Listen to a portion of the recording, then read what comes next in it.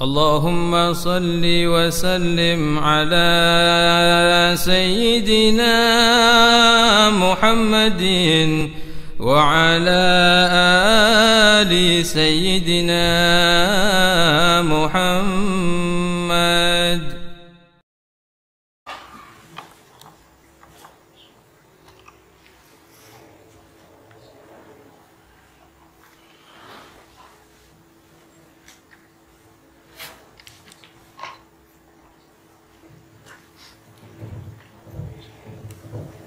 Assalamualaikum warahmatullahi wabarakatuh.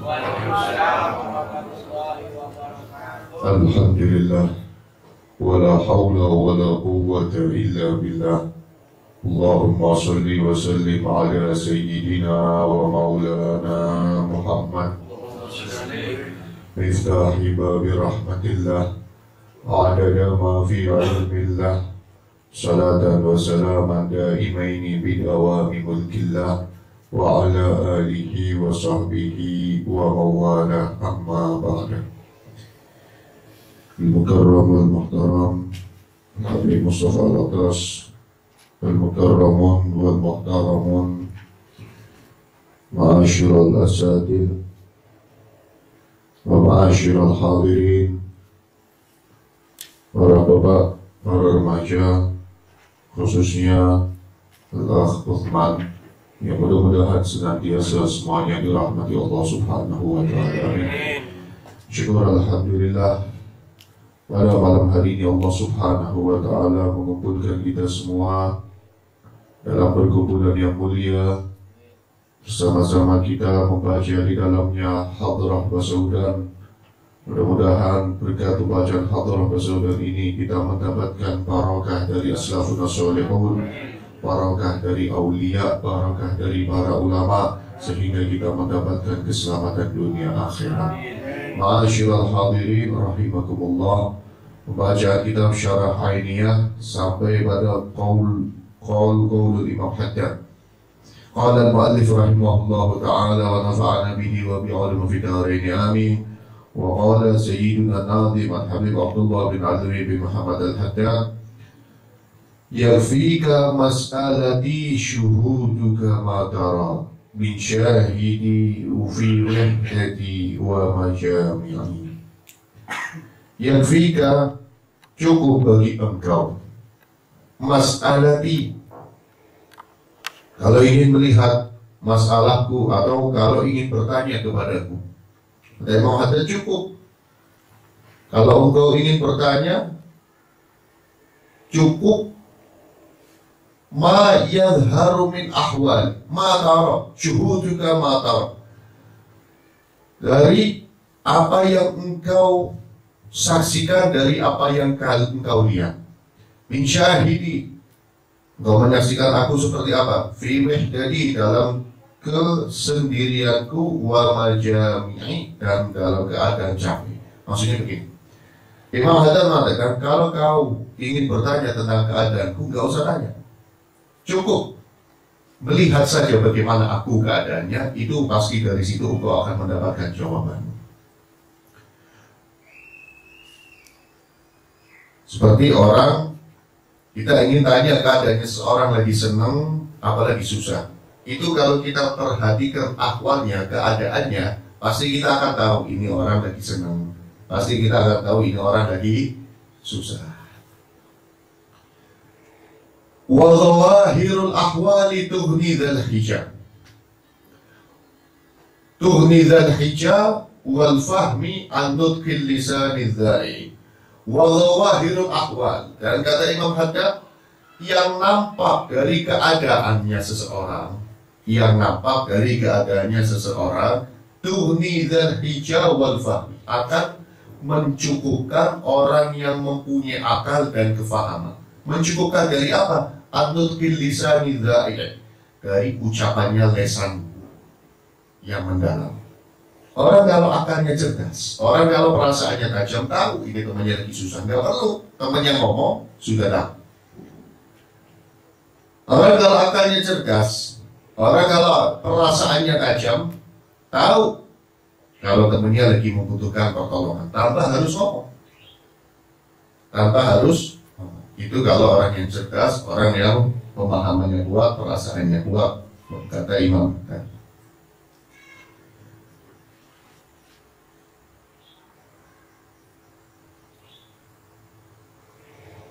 Tapi semuanya itu, jadi orang itu bisa tahu keadaannya seseorang tanpa harus tanya, tanpa harus tanya, kalau punya hati yang selalu hadir. Kita ngobrol sama orang, kalau hati kita fokus sama orang itu, kita akan tahu hakikatnya orang itu. Contoh, ada orang datang ke kita, teman kita. Waktu kita menghadapi tamu kita atau teman kita yang datang kepada kita, hati kita itu ikut menghadap, hati kita itu ikut fokus. Kita akan tahu itu orang lagi seperti apa, susah atau senang, itu orang lagi butuh bantuan apa enggak. Tapi kalau kita ngobrol sama seseorang, hati kita nggak ikut hadir, hati kita nggak ikut fokus, yang diobrolin apa aja kita kadang nggak tahu. Apalagi bisa menilai seseorang tanpa ada obrolan. Ngobrolnya aja kadang kita nggak paham. Makanya kalau kita sholat nggak dapetin hasil apa-apa, karena kadang kita kalau sholat hatinya nggak ikut hadir. Makanya kita tidak mendapatkan apapun dari sholat kita. Kalau kita zikir belum merasakan hasil dari zikir kita, karena kita kalau zikir hatinya nggak ikut hadir di dalam zikir. Kalau kita baca Quran, kenapa dalam baca Quran kita nggak bisa nangis? Karena ketika kita baca Quran, hati kita tidak hadir di dalam bacaan kita.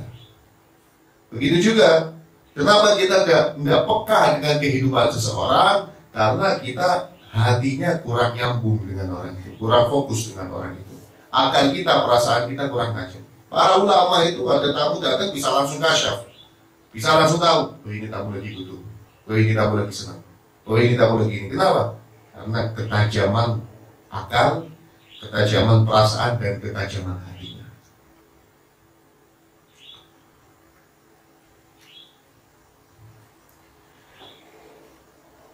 Lakin la'allaka tabtaghi bi syarhi i'lam al-ba'id asy-syasi'. Tapi mungkin engkau butuh keterangan. Mungkin engkau butuh keterangan, walaupun engkau seseorang yang punya akal dan seseorang yang punya pemahaman bagus, tapi kadang butuh keterangan. Kenapa engkau butuh keterangan? Karena engkau ingin memberitahu orang yang pemahamannya jauh, atau orang yang pemahamannya jauh. Karena orang yang pemahamannya jauh, maksudnya gak paham-paham, itu adalah orang yang akalnya sedikit. Kadang kita ini orang yang paham. Kadang ada seseorang yang mempunyai pemahaman bagus, mempunyai akal yang sempurna, mempunyai perasaan yang tajam. Contoh begini. Ini contoh. Anda lagi butuh sesuatu.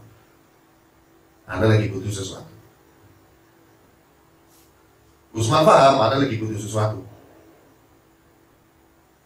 Yang bisa bantu Anda sebenarnya Rizal. Cuma ini tidak paham-paham, ini contoh aja. Ini tidak paham-paham kalau Anda lagi butuh sesuatu. Akhirnya Usman pura-pura nanya, antum kenapa? Lagi butuh apa? Padahal udah paham. Kenapa kok harus nanya? Tujuannya karena yang di sebelahnya pemahamannya belum nyampe-nyampe, sehingga harus tanya. Mungkin seperti itu. Jadi Imam Haddad mengatakan harus ada syarah seperti ini, walaupun yang baca syarah itu kadang tahu bagaimana hakikatnya Imam Haddad. Tujuannya diadakan syarah ini karena untuk memberitahu orang yang belum tahu siapa Imam Haddad. Faba'idul fahmi la yanfa'uhu qurbul makan wala ittihadu zaman. Orang yang akalnya lemah, orang yang sedikit akalnya, sedikit pemahamannya, gak manfaat bagi orang itu kedekatan tempat. Contoh, nyala fuzan. Soalnya kalau yang dibikin contoh Usman yang kurang enak, soalnya belum ini. Jadi riset. Contoh, contoh tadi, Anda lagi butuh sesuatu. Usman paham, Rizal ini gak nyambung-nyambung kalau Anda lagi butuh. Orang yang gak nyambung-nyambung seperti itu, ini contoh aja bukan Rizal, Masya Allah. Orang yang gak nyambung-nyambung seperti itu, yang pemahamannya sedikit, akalnya sedikit, itu gak manfaat walaupun duduknya dekat. Itu gak manfaat, itu gak manfaat walaupun lagi dalam satu tempat atau satu waktu. Duduk bareng seperti ini satu tempat satu waktu, tapi dasar gak nyambung-nyambung, ya gak paham dia. Dasar akalnya lemah, dia gak paham apa yang sedang Anda rasakan. Itu satu. Yang kedua, wabaidul makan, atau orang yang tempatnya jauh. Orang yang tempatnya jauh. Rizal sebenarnya dia pemahamannya bagus, akalnya bagus, cuman rumahnya jauh dari Anda. Sedangkan Usman rumahnya dekat, jadi tahu kehidupan sehari-harinya. Rizal nggak tahu apa yang sedang Anda alami, nggak tahu. Walaupun Rizal otaknya sempurna, pemahamannya bagus, tapi karena rumahnya jauh, jadi nggak paham juga apa yang sedang menimpa anak. Sehingga Usman pura-pura nanya, biar Rizal paham karena tempatnya jauh. Wabaidun, maka orang yang tempatnya jauh itu yang tadi itu difawatil ayan, dia nggak bakal paham karena tidak melihat. Wajuhudi zawahiril ahwal, karena di samping tidak melihat, juga tidak menyaksikan apa yang nampak dari kehidupannya seseorang, dari kehidupannya. Nah, contoh itu. Wa in kana min ahli al-i'tibar, walaupun orang yang tempatnya jauh itu tadi min ahli al-i'tibar, orang yang suka mengambil pelajaran, yang mudah mengambil pelajaran. Wal ma'rifat, orang yang punya ma'rifat. Wal itikar, orang yang punya otak cemerlang. Tapi karena rumahnya jauh, tempatnya jauh, waktunya jauh, juga menyebabkan dia gak paham hakikatnya kehidupan seseorang.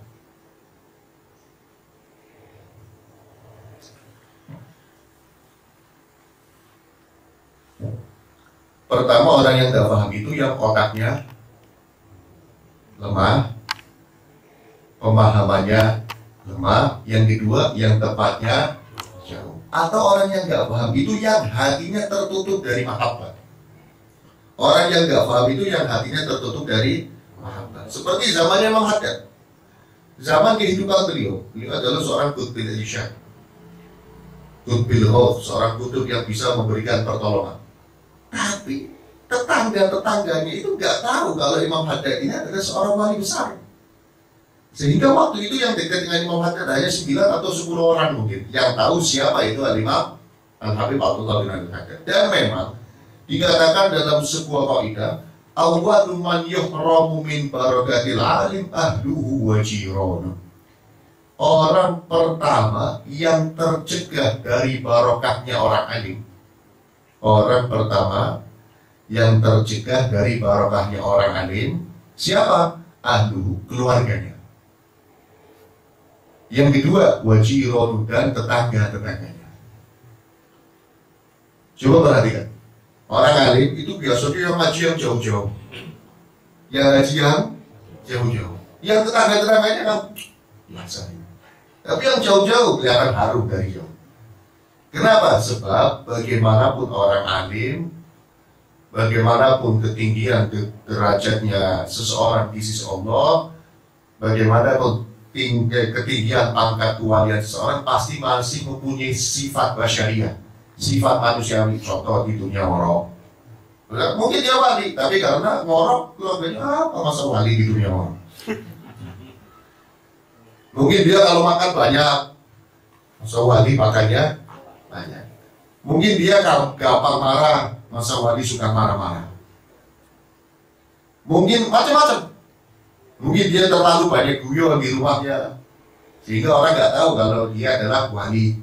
Orang kurang percaya, tetangganya kurang percaya kalau dia bisa memberikan barokah. Tapi yang jauh-jauh nggak tahu ngoroknya, nggak tahu guyonnya, nggak tahu apanya, timbul mahabbah. Makanya terlalu dekat dengan orang alim itu bahaya. Terlalu akrab dengan orang alim itu bahaya kalau kita nggak bisa benar-benar menjaga hati. Kalau kita nggak bisa benar-benar menjaga hati, seperti banyak itu aulia seperti itu. Seperti contoh ibu dari Al-Habib Umar bin Abdurrahman Al-Attas, Sahibul Ratib. Habib Umar ini terkenal dengan kewaliannya. Banyak orang yang menyaksikan keramatnya. Sedangkan ibunya sendiri nggak pernah tahu keramatnya Habib Umar. Suatu hari ibunya ngomong sama Habib Umar, "Ya waladi, wahai anakku, aku ini ibu. Aku sering dengar cerita tentang keramatmu tapi dari orang luar. Sedangkan aku nggak pernah melihat keramatmu. Coba sekali-kali tunjukkan ibu akan keramatmu. Tunjukkan keramatmu kepada ibu." Kata Habib Umar begini, "Bu, ibu ingat gak waktu hamil aku dulu?" "Iya." "Ibu waktu sedang mengandung aku, ibu jalan di tengah padang pasir, sepi. Tengah-tengah ibu jalan ada orang laki-laki datang mau memperkosa ibu." "Iya, ibu. Tapi sebelum laki-laki itu berhasil memperkosa ibu, datang seseorang dengan menggunakan kuda. Kemudian orang yang di kuda itu tadi ngusir orang yang mau memperkosa ibu. Akhirnya orang itu yang mau memperkosa lari. Ibu pun pulang dengan selamat." "Ibu pernah cerita kejadian ini sama yang lain?" "Gak pernah," kata ibu. "Pernah cerita?" "Gak pernah." Ibunya mulai bingung. "Dari mana kamu tahu kalau ibu pernah tertimpa kejadian seperti itu, pernah mengalami kejadian seperti itu?" Kata Ibu Umar, "Ketahuilah wahai ibu, orang yang ngusir yang naik kuda itu adalah aku. Orang yang ngusir itu aku. Dari mulai di kandungan, aku sudah memberikan keselamatan kepada ibu." Itu wali. Memang ada wali dari mulai di alam barzakh sana, di alam arwah, itu sudah Allah tentukan bahwa fulan jadi wali. Seperti Imam Haddad. Imam Haddad itu dari mulai lahir ada bekas sabetan pedang di sini. Bekas sabetan pedang di sini. Dari mulai lahir. Jadi seperti anak cacat gitu. Seperti tanda lahir tapi cacat. Kelihatan banget. Pernah ditanya sama seseorang, "Ya Habib, itu apa bekas sabetan pedang? Ini apa?" "Dari lahir sudah ada seperti ini." "Iya. Ini dulu waktu aku masih di alamul arwah, Allah kirim rohku untuk ikut perang Badar. Kena sabetan-pedang. Jadi sampai lahir masih ada itu sabetan-pedang." Kita bisa menerima seperti ini bukan dengan akal, tapi dengan keimanan. Dengan keimanan. Nah, kita sudah yakin bahwa Imam Haddad adalah seorang, kita sudah percaya bahwa wali itu ada. Dan untuk hal-hal seperti ini, kita cepat nangkep, kita cepat paham. Tapi karena tempat kita jauh dari Imam Haddad, dan zaman kita jauh dari Imam Haddad, kalau nggak dijelaskan seperti ini, ya kita tidak tahu siapa Imam Haddad. Tapi kalau penjelasan seperti ini diberikan sama orang yang memang hatinya tertutup dari mahabbah, ya percuma, nggak bakal percaya. Atau orang yang memang nggak paham-paham, cerita seperti ini sampai rumah tadi cerita apa di sana? Ini yang masuk ilmi. Tapi kalau Rizal enggak, maksudnya yang tempatnya jauh.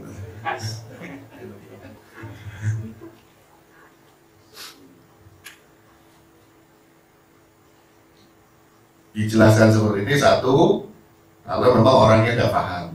Yang kedua, kalau memang tempatnya jauh atau waktunya jauh. Tapi kita bisa memahami seperti ini kalau hati kita hadir. Orang pemahamannya luar biasa, otaknya cerdas, hadir di majelis ini, hatinya kemana-mana. Cerita tadi nggak paham, tadi cerita apa? Aku pada ketawa. Hanya pemahaman yang bagus, otak yang cerdas harus dibarengi dengan hati yang hadir. Kalau hatinya gelambir, dia percuma, kecerdasannya nggak ada manfaatnya. Kecerdasannya nggak ada manfaatnya. Tapi itu tadi, wali itu bisa ketahuan walinya kalau di hati kita ada mahabbah. Kalau di hati kita ada rasa percaya. Kadang ada orang yang dekat dengan kita, dia wali, mengeluarkan keramat, tapi kita nggak merasa kalau itu adalah sebuah karomah. Ketahuannya kadang mungkin setelah meninggal. Ya, Fulan dulu pernah seperti ini. Ternyata itu karomah. Waktu masih hidup, kata kita nggak tahu kalau itu karomah. Atau mungkin itu karomah, cuma kita nggak yakin. Kita yang lihat, oh maksud beneran aja itu. Itu susahnya. Makanya kita harus husnudzon sama seseorang. Dari husnudzon akan timbul mahabbah. Dari mahabbah kita akan mengetahui kekeramatan atau kemuliaan seorang wali di sisi Allah Subhanahu wa Ta'ala. Banyak itu cerita-cerita tentang wali seperti itu banyak. Tapi bisa difahami oleh orang yang akalnya sempurna, pemahamannya sempurna, dan hatinya hadir dengan rasa mahabbah. Makanya dalam syariat itu tidak ada istilahnya orang bodoh, itu tidak ada. Orang bodoh itu tidak ada. Sebenarnya kalau akal kurang sempurna tapi hatinya bagus, lama-lama juga akan mendapatkan manfaat. Akalnya kurang sempurna tapi hatinya bagus, hatinya bersih, lama-lama akan mendapatkan manfaat. Dan itu banyak terjadi. Seperti di pondok pesantren. Biasanya santri-santri yang waktu mondok itu kurang kelihatan kecerdasannya, di luar itu malah yang manfaat.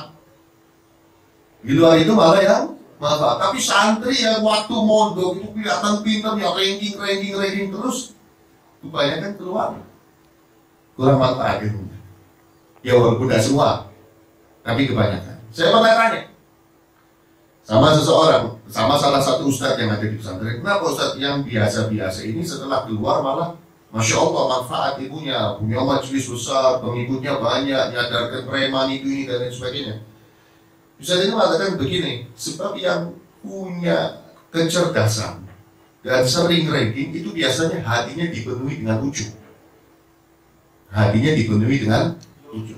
Karena dia merasa udah pintar, akhirnya kurang menghormati para ustadz, kurang menghormati guru-gurunya, keluar kurang mendapatkan ilmu yang manfaat. Tapi yang biasa-biasa saja, atau mungkin yang lebih cenderung ke bahlul, lebih cenderung ke kurang pintar, itu sama ustadz menghormati luar biasa. Oh, saya kurang pintar, saya bahlul, saya kurang paham, saya bodoh, ini ustadz saya alim, Masya Allah, Rasulullah. Itu malah yang mendapatkan manfaat. Dan itu pernah terjadi. Saya punya teman satu kelas, itu luar biasa buat kecerdasan, luar biasa. Terakhir ada satu ustadz, dan ustadz ini lulusan Hifzan Bintang. Kebetulan ustadz ini seorang sayyid Al-Idrus, alim ini ustadz, menerangkan hukum fikih masalah wakaf. Saya masih ingat, diterangkan wakaf itu seperti ini, seperti ini, seperti ini. Santri ini mengatakan ustadz, bukan seperti itu keterangan. Di depan santri-santri banyak. Kita orang ini langsung lihat semua. Kata, ini ustadz masih menghadapinya dengan sabar. Lalu bagaimana? Ya benar seperti ini, seperti ini, seperti ini. Ente ambil dari kitab mana? Dari kitab ini ustadz. Buka lagi dengan ustaznya. Ini saya ambil referensinya dari 7 kitab. Kalau ente punya pendapat dari satu kitab, itu pendapat yang muqabilus sahih atau bertentangan dengan sahih. Kalau pendapat yang saya keluarkan hanya pendapat-pendapat yang sahih. Sebab ini santri masih dasar. Engkau bagus punya ilmu seperti itu, tapi kenapa ilmu yang kamu dapatkan hanya untuk mendapat saya?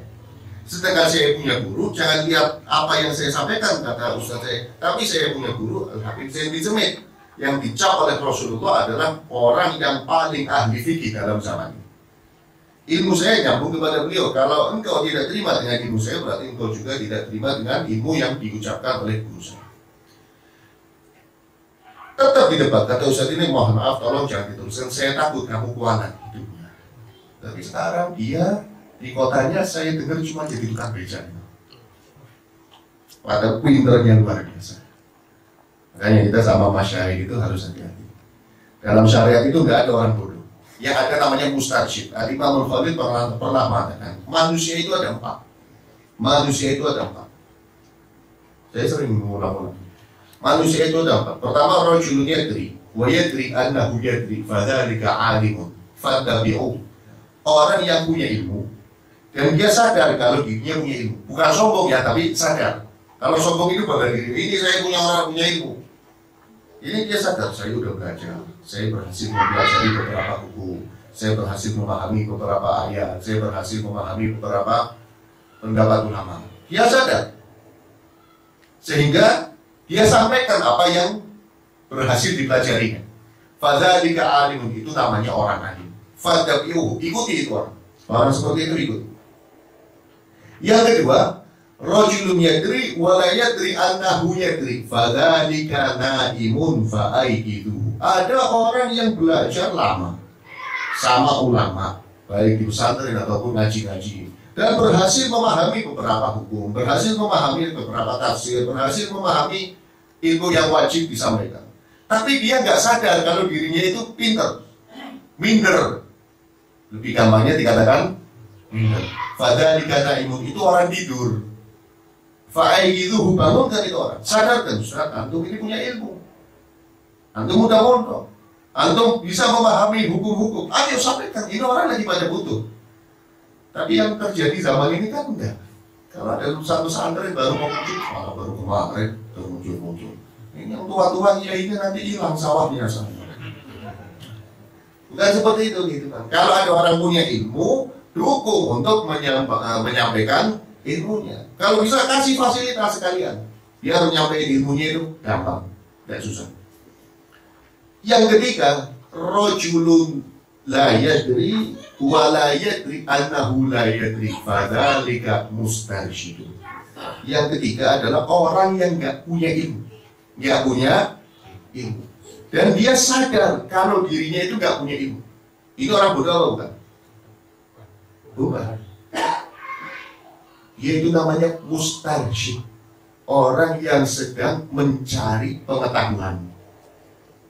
Sebab sadar kalau dirinya nggak punya ilmu, makanya mau ngaji, makanya mau dekat dengan ulama, makanya dia mau belajar. Itu bukan orang bodoh, namanya mustarsyid, orang yang sedang mencari pengetahuan. Apa tugas kita? Fa'arsyidu, tunjukkan dia jalan untuk mendapatkan ilmu, atau berikan ilmu kalau memang kita mampu memberikan ilmu. Yang keempat ini yang bahaya. Rajulun la yadri wa la yadri annahu la yadri. Orang yang nggak punya ilmu, tapi nggak tahu kalau dirinya itu nggak punya ilmu. Fadzalika jahilun, itu baru namanya orang bodoh. Udah nggak tahu, nggak mau ngaji. Udah nggak tahu, nggak mau belajar. Yang lebih parah lagi, nggak tahu tapi merasa tahu, atau mungkin bahasanya sok tahu. Fadzalika jahilun, itu baru namanya orang bodoh. Apa tugas kita kalau ketemu orang seperti itu? Fa'arid anhu, jauhkan diri kita dari orang itu. Udah nggak perlu dideketin, percuma. Makanya seperti semalam itu Rizal rumah, percuma kita kasih tahu sama orang-orang yang benci dengan tokoh-tokoh yang kita cintai, percuma. Udah dikasih tahu memang dasarnya benci, ya malah tambah benci. Ini yang namanya orang sok tahu, karena merasa dirinya sudah tahu, padahal dia tidak tahu. Kita tinggalkan orangnya. Kalau ada orang nggak percaya dengan wali, memang dasar hatinya sudah nggak cinta dengan wali, kita cerita macam-macam keramatnya wali, juga paling dia akan matur, wah setir itu. Seperti Imam Haddad. Imam Haddad dari kecilnya itu orang tahu banyak kemuliaannya. Di antara kemuliaannya apa? Pernah Imam Haddad itu sama. Pernah Imam Haddad main sama teman-temannya. Teman-temannya ini heran. Imam Haddad ini dari kecil matanya nggak bisa lihat, tapi jalan nggak pernah pakai tongkat, nggak pernah nabrak, nggak pernah jatuh. Ini apa ini? Ini kata teman-temannya, udah kita coba aja. Kita coba sampai di mana itu kehebatan Abdullah Haddad waktu masih kecil. Akhirnya ada 3 orang temannya Imam Haddad ngajak Imam Haddad, nantang Imam Haddad untuk lomba lari, balapan lari. Tapi pas di garis larinya Imam Haddad itu dikasih lubang sama teman-temannya. Kalau nyemplung berarti kemarin-kemarin itu pas kebenaran hebat aja. Tantangan itu diterima sama Imam Haddad. Siap, ayo lomba lari. Ya udah, kamu di sini Abdul Haddad. Iya.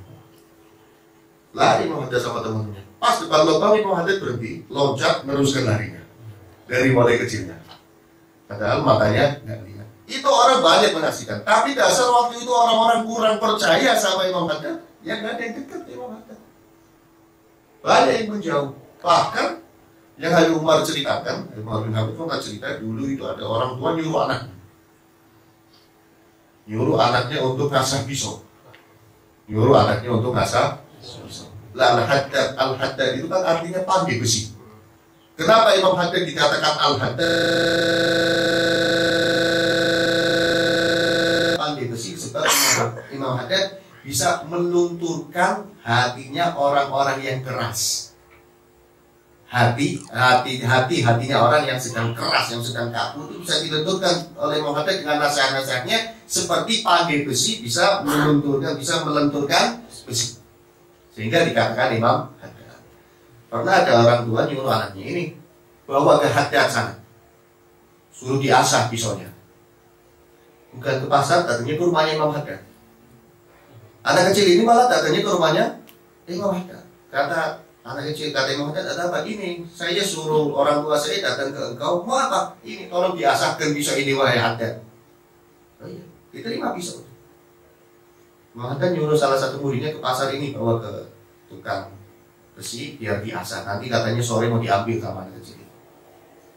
Pulang anaknya, sore kata orang tuanya, ambil sana di pasar. Enggak di pasar katanya. Di mana? Itu di rumahnya Abdullah Haddad. Loh, itu ulama besar. Lah kan namanya Haddad, tukang besi. Bukan itu yang biasa ngasah pisau, bukan. Anak kecil itu sampai nggak tahu kalau Imam Haddad adalah seorang wali. Tapi coba anak kecilnya orang-orang sekarang, orang itu tahu nggak kalau Kiai Hasyim Asy'ari wali? Tahu, karena sudah diajari oleh orang tuanya. Ini loh orang itu, ini loh tokoh NU, ini loh ulama kita. Tapi waktu itu yang anak kecil nggak tahu kalau Imam Haddad adalah seorang wali. Kenapa? Karena mungkin orang tuanya nggak memberikan pendidikan bahwa beliau adalah seorang wali. Kenapa nggak memberikan pendidikan? Bisa jadi waktu itu orang tuanya juga setengah-setengah. Ini wali apa bukan? Ini wali apa bukan? Lah kenapa Imam Haddad menyusun syair kemudian disyarahkan oleh muridnya? Jadi ini syairnya ini yang disusun oleh Imam Haddad, yang mensyarahkan adalah muridnya Al-Habib Ahmad bin Zaid Al-Habsyi. Kenapa diizinkan? Apa karena Imam Haddad pengen ketahuan kalau beliau itu adalah seorang wali? Pengen orang-orang pada tahu kalau beliau itu adalah seorang yang mempunyai kedudukan tinggi? Iya. Imam Haddad pengen kita tahu siapa sebenarnya Imam Haddad. Kenapa Imam Haddad ingin kita tahu siapa sebenarnya beliau? Apakah beliau ingin cari nama? Tidak. Karena dengan kita tahu siapa sebenarnya Imam Haddad, kita akan mendapatkan barokah dari beliau. Dan barokah itulah yang terpenting dalam kehidupan ini. Barokah ini luar biasa. Orang bisa sehat karena barokahnya wali. Orang bisa selamat karena barokahnya wali. Orang bisa jadi orang kaya karena barokahnya wali. Seperti yang dijelaskan oleh Gus Anam, Gus Zuhrul Anam itu, menantunya Mbah Meimun. Pernah ditanya, Gus, ini kok ada fulan, Masya Allah, rezekinya itu lancar, padahal nggak pernah usaha. Jadi dia ada orang duduk di rumah, tapi sering dikasih duit. Duduk di rumah sering dikasih duit. Sampai ada yang ngasih mobil, sampai ada yang ngasih sawah, sampai ada yang ngasih tanah, sampai ada yang ngasih toko. Padahal dia di rumah. Kata Gus Anam, bisa jadi itu wali. Karena kalau wali, Allah gampangkan rezekinya. Kalau wali, Allah gampangkan rezekinya. Kalau bukan wali, ya orang yang dapat barokahnya. Kalau orang dapat barokahnya wali, apalagi urusan dunia, urusan akhirat pun Allah permudah. Apalagi urusan dunia. Makanya sekarang kita cari aja barokahnya wali. Nanti kan rezekinya lancar juga. Toko sepi jadi laris karena barokahnya wali. Terus ini omset bisa melonjak. Melonjak karena barokahnya Hadrah Rasulullah. Itu barokahnya wali itu luar biasa. Sebagaimana juga diceritakan pernah Al-Habib Soleh Tanggul. Habib Soleh Tanggul, orang Tanggul, orang Jember, seorang wali besar. Habib Soleh Tanggul pernah berkunjung ke Sayyid Alwi Al-Maliki, ayahanda Sayyid Muhammad Alwi Al-Maliki. Ayahanda Sayyid Muhammad Al-Maliki. Ketika Habib Soleh Tanggul lagi datang di tempatnya Sayyid Alwi, nginep tempatnya Sayyid Alwi, orang-orang Mekah tahu kalau Habib Soleh Tanggul nginep di tempatnya Sayyid Alwi, akhirnya banyak yang datang ke rumahnya Sayyid Alwi. Minta doa, ada yang istrinya mau lahiran, ada yang rumahnya mau dijual, ada yang sedang punya masalah, macam-macam. Tamunya banyak Habib Soleh Tanggul. Kata Habib Soleh Tanggul itu wali yang terkenal keramatnya. Keramatnya itu sering nampak. Jadi orang banyak minta doa, banyak berhasil semua. Pokoknya orang punya hajat apa, asal bisa ketemu Habib Soleh Tanggul pasti berhasil hajatnya. zaman hidupnya beliau. Tapi sekarang beliau sudah wafat, ya kita ziarah ke kuburannya. Zaman hidupnya itu orang punya hajat apa, punya masalah apa, yang penting bisa ketemu Habib Soleh Tanggul. Habib Soleh Tanggulnya mau doain, pasti berhasil.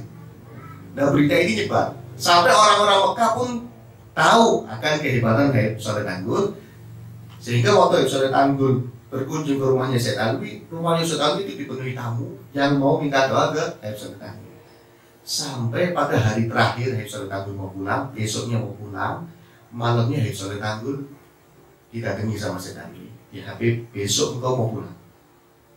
Nanti kalau engkau pulang, banyak tamu nyari engkau, sedangkan engkau udah nggak ada, mereka kecewa. Lalu bagaimana Habib Soleh Tanggul? Tolong tinggali aku sesuatu. Jadi kalau ada orang mau nyari engkau sudah pulang, ada yang minta doa mau atau minta apa, punya hajat, punya masalah, aku berikan itu sesuatu darimu. Aku berikan sesuatu yang engkau tinggalkan. Jadi orang gak kecewa. Baik, kata Habib Soleh Tanggul, saya minta 1 lembar kertas sama pulpen. Ya. Kasih pulpen, kasih kertas, ditinggal sama Syed Alwi. Paginya Habib Soleh Tanggul mau pulang, permisi, kata Syed Alwi, mana yang ditinggali buat tamu-tamu yang nyari engkau nanti? Ini kelintingan, kertas dikelindingi kayak buat arisan itu. Ini kalau ada orang datang ke sini nyari aku, punya hajat apa aja, kasih ini. Suruh diminum, suruh cemplungin kertas, suruh cemplungin ke air, airnya suruh minum. Insya Allah berhasil. Kalau enggak dibawa aja, nanti berhasil. Dikasih 20 kelintingan. Ada orang datang, istrinya mau lahiran, nggak lahir-lahir, kata Syed Alwi, Habib Soleh Tanggulnya udah pulang, cuma pesen ini. Lalu bagaimana ini? Cemplungin ke air, airnya minumkan ke istri. Cemplungin ke air itu kertas, diminumkan ke istri, langsung lahir anaknya. Ada orang datang, ya Habib, saya punya utang, mau jual rumah buat bayar utang, rumahnya gak ada laku. Cemplungin ke air, airnya cipret-cipretin ke rumah itu. Dicipretin pagi, sorenya laku. Macam-macam. Ya Habib, saya mau nagih utang ke rumahnya orang, tapi gak bayar-bayar, saya lagi butuh duit itu. Waktu mau nagih utang, bawa kertas ini, nanti orangnya bayar, langsung ketakutan bayar. Macam-macam. Akhirnya tinggal 1. Kata Syed Alwi, ini ditiru aja ini kertas ini. Tiru aja, kasihan ini orang. Bukan nyari amplop, enggak, biar pasien rame. Kasihan ini orang-orang, biar hajatnya pada berhasil. Dibuka ternyata tulisannya bahasa Indonesia. Apa ini? Ini panggil muridnya yang bahasa Indonesia, yang orang Indonesia. Sini, ini apa ini? Dibaca tulisannya selamat jalan. Muridnya ini selamat jalan, syahadat selamat jalan, ma'assalamah, kalimat perpisahan. Bahasa Arabnya ma'assalamah. Syed Alwi senyum, kata Syed Alwi, ini bukan tulisannya yang bikin berhasil, tapi tangannya yang nulis. Bayi mau lahiran, kasih tulisan selamat jalan, langsung keluar selamat jalan wahai ibu, kan bebas. Punya masalah, langsung masalahnya mengucapkan selamat jalan. Punya utang, utangnya mengucapkan selamat jalan. Orang lagi utang, langsung bayar, orangnya mengucapkan selamat jalan. Itu selamat jalan. Tapi kalau kita sekarang mau nulis selamat jalan, tulis 1 juta kali gak berhasil. Itu barokahnya wali. Barokahnya wali. Makanya sering-sering ngambil barokahnya wali. Terutama kalau ada kiai makan, itu makannya pakai tangan, air kobokannya minum. Itu paling barokahnya itu. Itu paling barokahnya. Benar, itu paling barokahnya. Luar biasa itu kobokannya kiai. Jangan makanannya aja yang dijadikan rebutan, air kobokannya. Nah ya, cuma kalau anda nggak ada barokah. Ini cerita aulia, cerita ulama, cerita ustad. Dan itu sering kita perhatikan waktu di pondok. Dulu di pondok ustad-ustad setiap jam 9:30 siang itu makan di rumahnya Ibn Baru. Itu biasa pakai tangan. Kata airnya itu tak minum. Ya setelah makan bekasnya minumnya itu, jadi kan kenyang dan dapat barokah. Itu barokahnya luar biasa. Sebab sirrul wali fi ta'amin. Rahasianya wali itu ada pada makanannya. Rahasianya wali itu ada pada makanannya. Makanya kalau hadir hall dimanapun makan kebuli, jangan piring kebuli enak, enggak. Niatkan biar dapat barokahnya hall itu tadi. Biar dapat barokahnya, karena barokah itu luar biasa.